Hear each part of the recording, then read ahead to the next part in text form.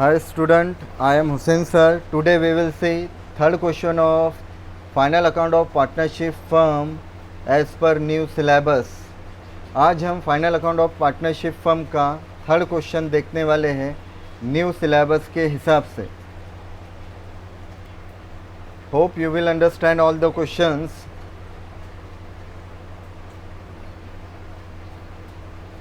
चलिए question start करते हैं. पहले क्वेश्चन पढ़ते हैं, उसके बाद हम क्वेश्चन को टिक करेंगे, एडजस्टमेंट टिक करेंगे और उसके बाद सॉल्व करेंगे. Rucha and Julie are partner sharing profit and losses in their capital ratio.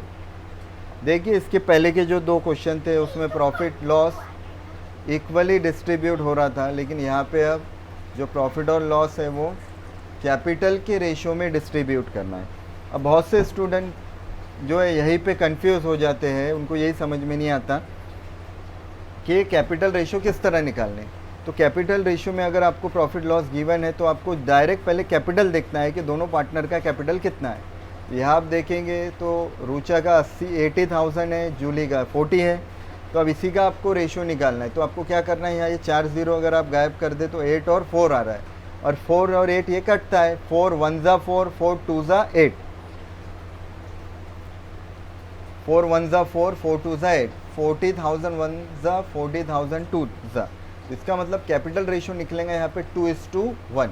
पहले रूचा का नाम है, उसका 80 है, उसका 2 हिस्सा उसको मिलेगा और जूली को 1 हिस्सा मिलेगा. तो इसी तरह हर प्रॉब्लम में आपको जो है कैपिटल रेशियो निकालना पड़ेगा.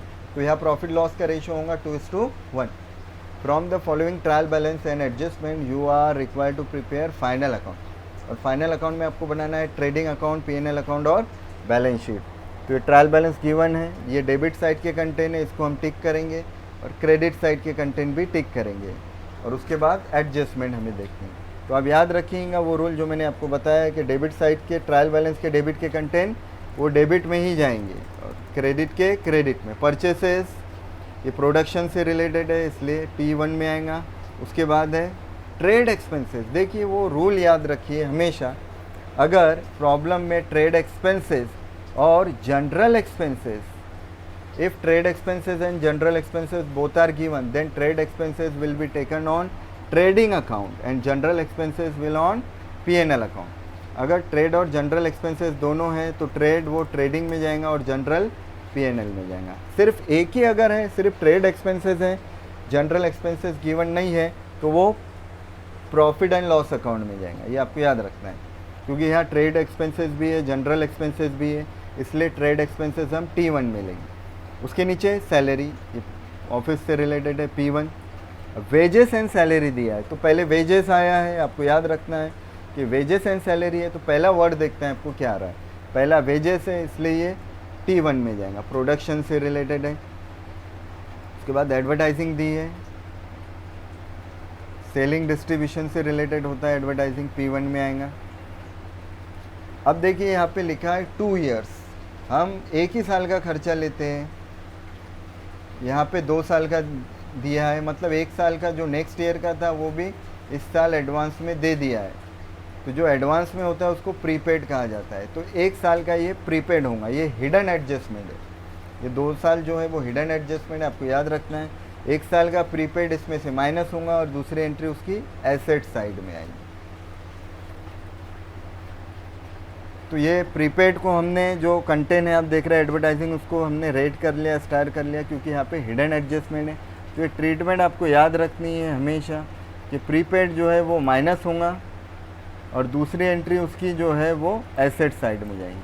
प्रीपेड 1 ईयर का है, 1 साल का माइनस हो जाएगा एडवर्टाइजिंग में से, P1 में से, और दूसरी एंट्री उसकी हम लेंगे एसेट साइड में. ये एडजस्टमेंट है, आपको याद रखनी है. एडजस्टमेंट का ट्रीटमेंट जो है आपको ध्यान में देना है, वो P1 माइनस और दूसरी एंट्री एसेट में. अब वो कितना, 2 साल का 4,000 है, तो 1 साल का कितना होगा 2,000, वो 2,000 उसमें से माइनस हो जाएगा. सेल रिटर्न, सेल रिटर्न ये डेबिट में दिया रहता है, लेकिन ये सेल में से माइनस होगा, इसलिए इसको हम T2 माइनस टिक करेंगे. फ्री होल्ड प्रॉपर्टी जो किसके पोजीशन में नहीं है, प्रॉपर्टी है, एसेट है हमारे लिए. ऑफिस रेंट दिया है, सिर्फ रेंट भी रहता तो ऑफिस का ही हम एज्यूम करते. ये P1 में जाएगा।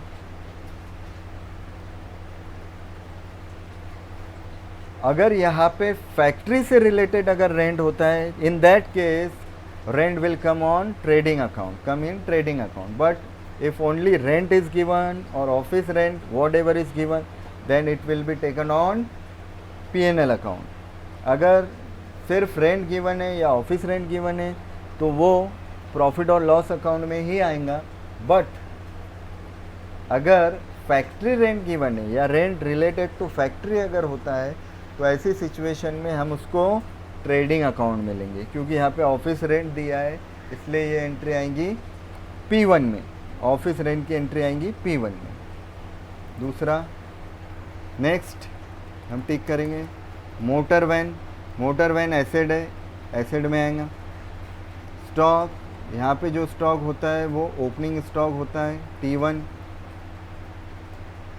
जनरल एक्सपेंसेस ये जाएगा P1 में, प्रॉफिट और लॉस के डेबिट में। Sundry debtor asset, coal gas water fuel ये जाता है प्रोडक्शन से रिलेटेड है, ये T1 में आएगा। कैरेज इनवर्ड भी T1। Transportation charges related to goods purchase है वो। कैरेज आउटवर्ड ये जाएगा P1 में। अब बहुत से स्टूडेंट क्या करते हैं, कैरेज इनवर्ड T1 लेते और कैरेज आउटवर्ड ये T2 कर लेते हैं। दोनों ही खर्चे हैं, दोनों में डिफरेंस समझ लीजिए। ये transportation charges related to goods purchase, वो गुड्स जो हम खरीद के गोडाउन तक ला रहे, कच्चा माल रॉ मटेरियल जिससे अब प्रोडक्ट बनेगा, तो वो देना ज़रूरी है, प्रोडक्शन से रिलेटेड। और carriage outward transportation charges related to goods sale, जो माल हम गोडाउन से बाज़ार में मार्केट में सेल करने के लिए भेज रहे हैं ट्रांसपोर्टेशन पे, उसका ट्रांसपोर्टेशन चार्जेस वो सेलिंग डिस्ट्रीब्यूशन से रिलेटेड है इसलिए P1 में आएगा। प्लांट एंड मशीनरी ये एसेट में आएगा। ये करके टिक करेंगे। कैपिटल आपको याद रखना है, capital will always come on liability, दोनों ही कैपिटल वो लाइबिलिटी साइड में। क्रेडिटर लाइबिलिटी में जाएगा। सेल ये अकेला ऐसा कंटेन है जो T2 में आता है, मैंने आपको पहले भी बताया। RDD ओल्ड RDD है, ये न्यू बैड डेट में से माइनस होंगी। P1 माइनस रहता तो क्रेडिट में है लेकिन इसकी साइन चेंज हो जाती है P1 माइनस। बिल्स पेबल, जिस बिल का पैसा हमें पे करना है उसे बिल्स पेबल कहते हैं, लाइबिलिटी ये लाइबिलिटी में आएगा। और परचेज रिटर्न है क्रेडिट साइड में बट T1 में से क्या होगा, ये माइनस हो जाएंगे। तो फ्रेंड्स ये क्वेश्चन हमने टिक कर लिया। यहाँ पे एक हिडन एडजस्टमेंट भी हमने देखी है। एडवर्टाइजिंग 2 साल का है, हमें 1 ही साल का लेना है। वो 1 साल का प्रीपेड है इसलिए वो माइनस होगा, प्रीपेड एडवर्टाइजिंग के नाम से P1 में से माइनस होगा और दूसरी एंट्री एसेट में जाएंगे। अब उसके बाद एडजस्टमेंट देख लेते हैं। तो फ्रेंड्स ये है एडजस्टमेंट। हर एडजस्टमेंट की 2 एंट्रीज कंपलसरी हमें लेनी है। हर एडजस्टमेंट की आपको 2 एंट्रीज कंपलसरी लेनी ही है।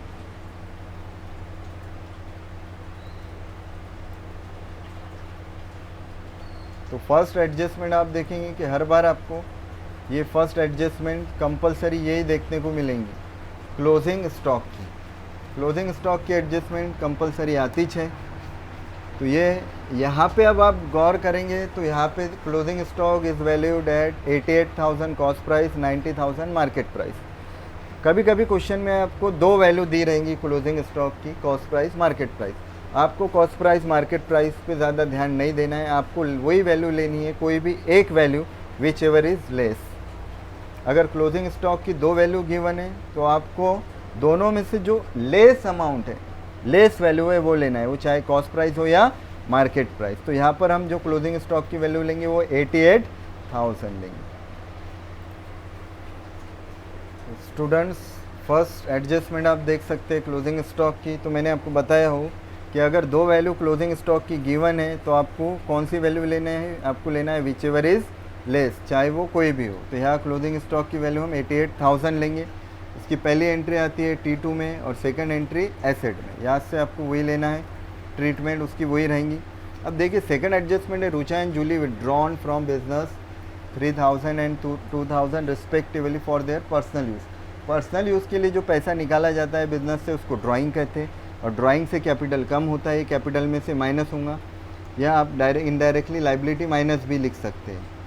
कैपिटल में से लाइबिलिटी में से माइनस होगा, दोनों के कैपिटल में से, और दूसरा T2 में जाएगा, या फिर पहली एंट्री T2 में ट्रेडिंग के क्रेडिट में जाएंगी और दूसरी एंट्री ये लाइबिलिटी में से माइनस होंगी।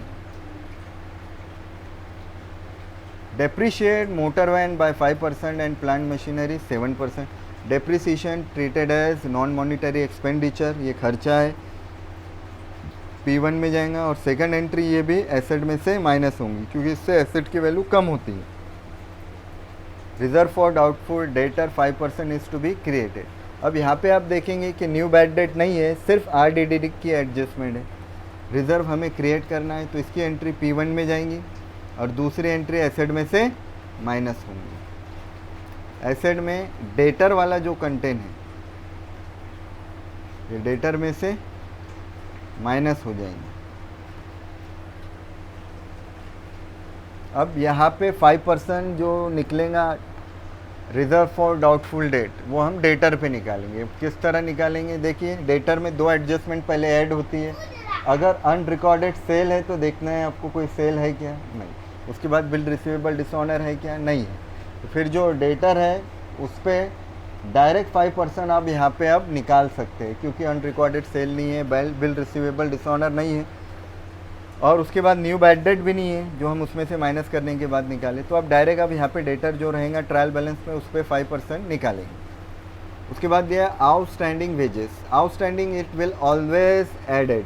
आउटस्टैंडिंग खर्चे हमेशा ऐड होंगे रिलेटेड खर्चे में। वेजेस क्योंकि T1 में आता है इसलिए T1 में ऐड होगा और सेकंड एंट्री आउटस्टैंडिंग एक्सपेंसेस की ये लाइबिलिटी में आती है, आपको याद रखना, ये लाइबिलिटी में ऐड होगा। उसके बाद लिखा है goods of ₹6,000 were purchase on credit but no entry was found in the books of account. 6,000 के गुड्स हमने साल के एंड में परचेज किए थे लेकिन उसकी एंट्री नहीं की, इसको अनरिकॉर्डेड परचेज कहते हैं। जैसे फर्स्ट क्वेश्चन में हमने अनरिकॉर्डेड सेल देखा था, इसी तरह यहाँ अनरिकॉर्डेड परचेज है। अब अनरिकॉर्डेड सेल में ऐड हुआ, अनरिकॉर्डेड परचेज में ऐड होगा और परचेज ये T1 में होता है इसलिए T1 में ऐड होगा। अनरिकॉर्डेड सेल डेटर से रिलेटेड है और अनरिकॉर्डेड परचेज ये क्रेडिटर से रिलेटेड है। अनरिकॉर्डेड सेल ये डेटर से रिलेटेड है और अनरिकॉर्डेड परचेज ये क्रेडिटर से रिलेटेड है। तो आपको याद रखना है यहाँ ये इसकी सेकंड एंट्री हम क्रेडिटर में ऐड करेंगे। और क्रेडिटर ये लाइबिलिटी साइड में होता है तो लाइबिलिटी साइड में ये ऐड होगा क्रेडिटर में। कोई गुड्स अगर हम क्रेडिट में परचेज कर लेते हैं तो जिससे गुड्स परचेज करते हैं उसको सप्लायर और क्रेडिटर कहा जाता है। परचेज से गुड्स बढ़ेंगे तो हमारे सप्लायर भी बढ़ते हैं, इसलिए अनरिकॉर्डेड परचेज ये परचेज में ऐड होता है और दूसरी एंट्री इसकी जो है वो क्रेडिटर में ऐड होंगी और क्रेडिटर ये लाइबिलिटी में होता है, लाइबिलिटी में ऐड होगा।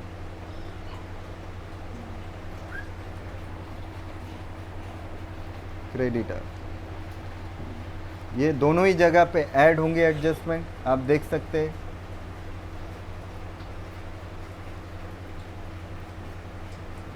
फ्रेंड्स इस तरह स्टूडेंट आपको पहले क्वेश्चन टिक करना है और टिक करने के बाद हमें क्वेश्चन सॉल्व करना है। तो चलिए इसके बाद अब हम क्वेश्चन सॉल्व करते हैं फाइनल अकाउंट का।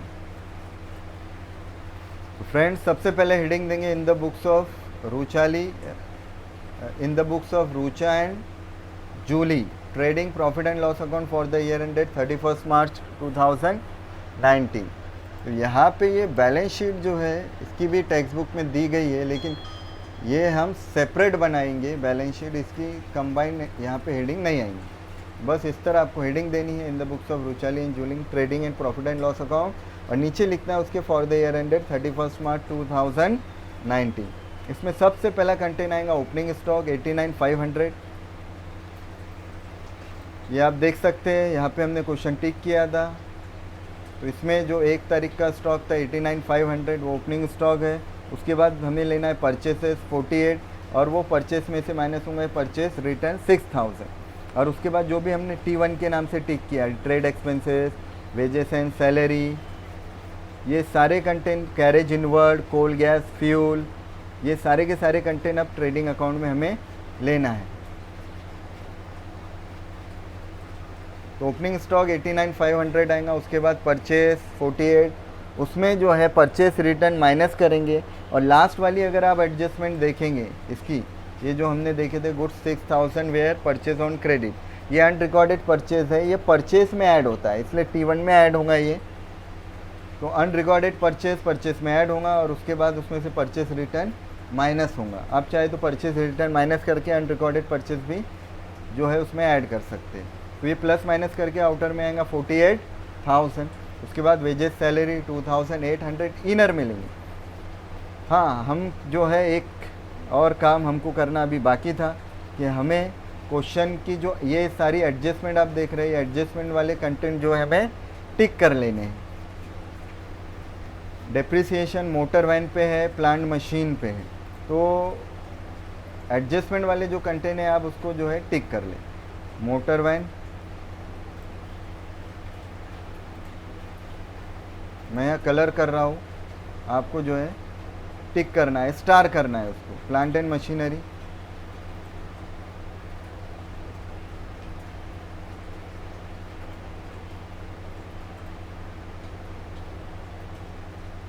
डेटर, वेजेस और परचेस। वेजेस, यहाँ वेजेस एंड सैलरी है, यही वेजेस है वेजेस होगा, परचेस से रिलेटेड भी आ गया अनरिकॉर्डेड परचेस, और डेटर, डेटर से रिलेटेड है आरडीडी, आरडीडी वाली एडजस्टमेंट। ये क्वेश्चन हमने पहले टिक कर लिया है, और इधर अनरिकॉर्डेड परचेस ये क्रेडिटर से रिलेटेड है, इसलिए क्रेडिटर वाला कंटेंट भी हम टिक कर लेंगे।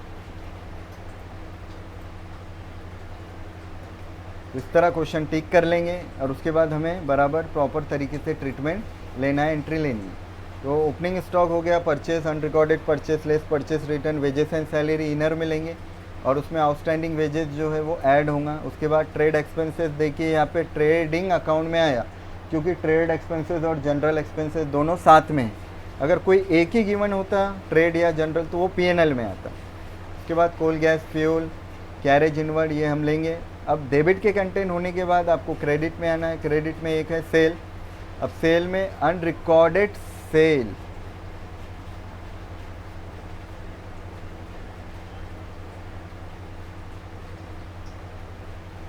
एडजस्टमेंट अनरिकॉर्डेड सेल की यहाँ पे दिख रही है, देखते हैं अनरिकॉर्डेड सेल की एडजस्टमेंट है क्या। तो फ्रेंड्स यहाँ पे गुड्स अनरिकॉर्डेड परचेज है, अनरिकॉर्डेड सेल नहीं है। आप टेक्स्ट बुक में देखेंगे तो इसने अनरिकॉर्डेड सेल वाली एंट्री ली है।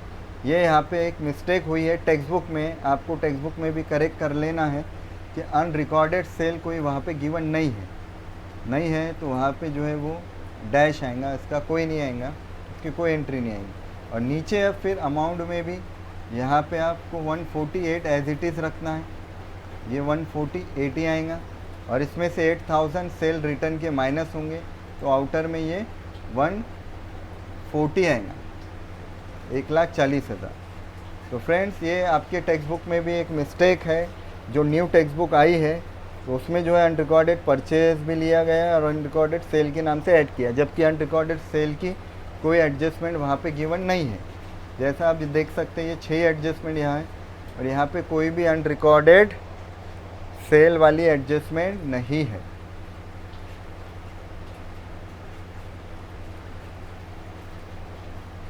तो ये एक मिस्टेक हुई है टेक्स्ट बुक में, तो आपको ये करेक्ट करना है। सेल भी देख लेते हैं, सेल कितना है, सेल 148 ही है,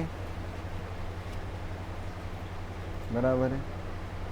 तो यहाँ पे आपको टेक्स्ट बुक में आपको करेक्शन करना है, यहाँ पे आप डैश करें, 148 में से 8,000 माइनस करें, 140 आएगा। इसके अलावा ट्रायल बैलेंस के क्रेडिट में कोई दूसरा और कंटेंट नहीं आएगा। अब उसके बाद हम देखेंगे एडजस्टमेंट का कोई ऐसा कंटेंट है क्या जो इसमें आता है।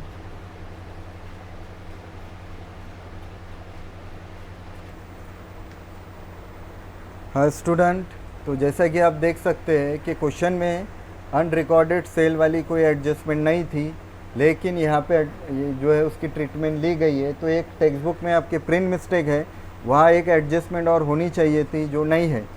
अब अगर एडजस्टमेंट नहीं है, गिवन ही नहीं है, तो हम उसकी ट्रीटमेंट भी नहीं लेंगे।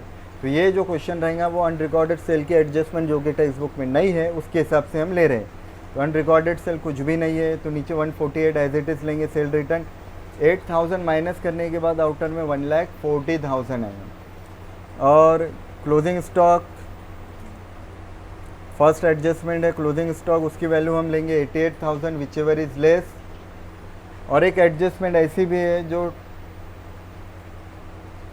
ट्रेडिंग अकाउंट के क्रेडिट में आती है, उसमें लिखा है goods withdrawal by Rucha and Julie for personal use, तो ये ट्रेडिंग के क्रेडिट में आएंगी 5,000।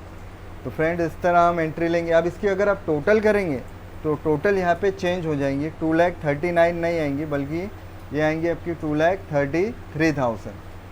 और ये क्रेडिट की टोटल आएंगी। और उसके बाद अब आपको डेबिट की टोटल करना है। अब डेबिट की टोटल अगर आप यहाँ करेंगे तो ये डेबिट की टोटल आएंगी आपकी 1,45,900। आप अगर डेबिट की टोटल करेंगे तो यहाँ आपकी ये डेबिट की टोटल आ जाएंगी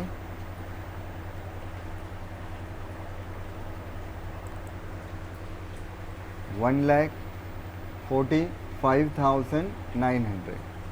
ये आपकी टोटल आएंगी डेबिट की।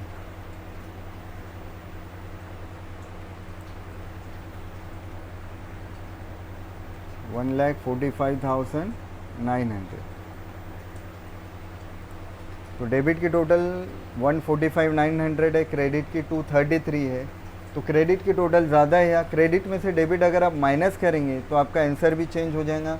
यहाँ अब आपका आंसर आएगा 87,100, नॉट 93। 93 नहीं आएगा, बल्कि आएगा 87,100। तो फ्रेंड्स ये चेंजेस आपको टेक्स्ट बुक में करने हैं, और यहाँ पे भी आपको टोटल जो है वो चेंज करनी पड़ेगी। तो टोटल आप यहाँ पर भी चेंज कर ले कि टोटल यहाँ अब 1,233 आएंगी। तो इस तरह ये चेंजेस आपको करना है। अगर आप एक एडजस्टमेंट बढ़ा लेते हैं अनरिकॉर्डेड सेल की वहाँ पे, तो फिर जो टेक्स्ट बुक में क्वेश्चन गिवन है आपको उसी तरह का पूरा सॉल्व करना है। लेकिन क्योंकि टेक्स्ट बुक में है नहीं, प्रिंट मिस्टेक है, तो हम अपने मन से वो एडजस्टमेंट की एंट्री लेंगे भी नहीं। अब क्वेश्चन यहाँ स्टूडेंट ये क्वेश्चन करते हैं कि अगर एग्ज़ाम में ऐसा क्वेश्चन आ गया सर तो हम क्या करें। अगर एग्ज़ाम में ऐसा क्वेश्चन आता है तो आप जिस तरह मैं आपको सॉल्व करके दे रहा हूँ आप उसी तरह करें, यही बेटर रहेगा। जब एडजस्टमेंट गिवन ही नहीं है तो हम अपने मन से कैसे ट्रीटमेंट ले लेंगे, तो उसकी ट्रीटमेंट भी आपको नहीं लेना। तो ट्रेडिंग के बाद फिर आपको प्रॉफिट एंड लॉस में सबसे पहला कंटेंट क्रेडिट साइड में बाय ग्रॉस प्रॉफिट 87,100 लेना है। और T1 लेने के बाद अब देखिए जो P1 के नाम से हमने ये देख रहे हैं, सॉरी परचेज या P1 नहीं, परचेज तो T1 में आया, गलती से P1 हुआ है, ठीक। आप जो उसे करेक्ट करें, परचेज जो था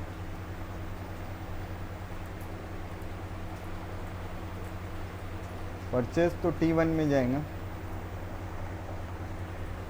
अब इसके बाद यहाँ जो P1 के नाम से आप देख रहे P1 ये एडवर्टाइजिंग, ये P1 ऑफिस, P1 ये P1 वाले सारे कंटेंट हम डेबिट में लेंगे। और ये P2 वाला कोई कंटेंट तो नहीं है इसमें, इसलिए प्रॉफिट और लॉस के क्रेडिट में कोई भी कंटेंट नहीं आएगा।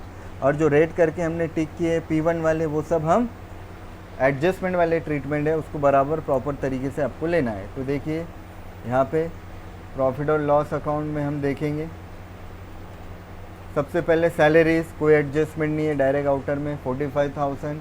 उसके बाद है अब बैड डेट भी नहीं है, न्यू बैड डेट भी नहीं है, लेकिन एडजस्टमेंट में एक आरडीडी की एडजस्टमेंट है। तो आरडीडी जो 5% है आपके टेक्स्ट बुक में आप देखेंगे तो 3,400 निकाला गया है, जबकि डायरेक्ट डेटर पे हम निकालेंगे, अनरिकॉर्डेड सेल है ही नहीं इसलिए वो ऐड नहीं होगा। तो डेटर पे आप निकालते हैं तो 3,200 आएगा, ये अनरिकॉर्डेड सेल की एडजस्टमेंट के बिना है।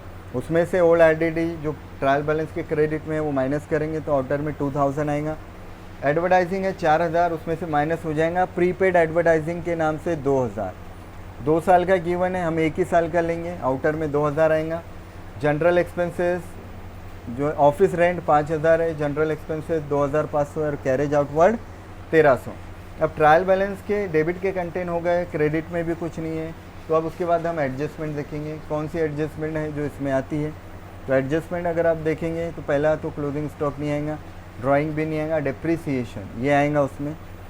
और रिजर्व फॉर डाउटफुल डेट 5% जो है हम ले चुके हैं, आउटस्टैंडिंग वेजेस से नहीं आएगा, अनरिकॉर्डेड परचेज से भी नहीं आएगा। तो यहाँ पे क्या करेंगे हम, डेप्रीसिएशन लेंगे मशीन मोटर वैन पे और प्लांट एंड मशीनरी पे।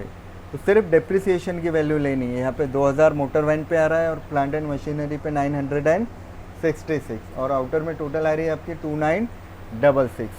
तो फ्रेंड्स इस तरह आप ये जो है कंटेंट लिखेंगे। अब यहाँ पे वही करना है हमें, डेबिट की टोटल और क्रेडिट की। अब यहाँ क्रेडिट की टोटल आप करेंगे तो अब चेंज आएगा, यहाँ क्रेडिट की टोटल में 87,100 आएंगी और उसके बाद हम डेबिट की टोटल करेंगे।